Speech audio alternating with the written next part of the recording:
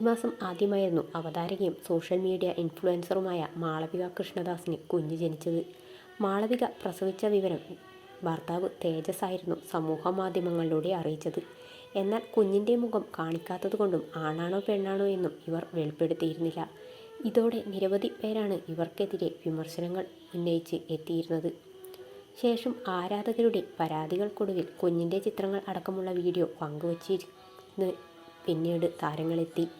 പ്രസവിക്കുന്നതിന് തൊട്ടു മുമ്പുള്ള വീഡിയോ മുതൽ കുഞ്ഞ് ജനിച്ചതിന് ശേഷം ആശുപത്രിയിൽ നിന്നും ഇറങ്ങുന്നതുവരെയുള്ള കാര്യങ്ങൾ ഉൾപ്പെടുത്തിയായിരുന്നു വീഡിയോ പങ്കുവച്ചിരുന്നത്. മാളവിക ഗർഭിണിയായതു മുതൽ പെൺകുഞ്ഞ് ആയിരിക്കുമെന്നാണ് ആരാധകർ പറഞ്ഞത്. ഇതിനെക്കുറിച്ചും പുതിയ വീഡിയോയിൽ മാളവിക പറഞ്ഞിരുന്നു. പ്രവചനങ്ങൾ ശരിയാണ്, പെൺകുഞ്ഞാണ്, സിസേറിയനായിരുന്നു, ഒക്ടോബർ 2-ാം തീയതിയായിരുന്നു ജനനം എന്നാണ് പുതിയ വീഡിയോയിൽ മാളവിക പറഞ്ഞത്.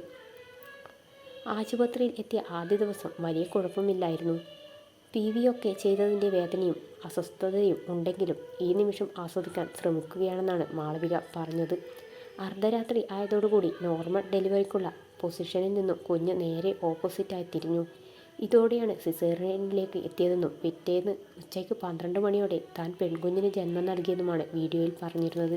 കുഞ്ഞിനെ അച്ഛൻ കയ്യിലെടുക്കുന്ന നിമിഷത്തെക്കുറിച്ചും ഡിസ്ചാർജായി വീട്ടിലേക്ക് പോകുന്ന കാര്യവും പറഞ്ഞുകൊണ്ടായിരുന്നു വീഡിയോ അവസാനിപ്പിച്ചിരുന്നത്.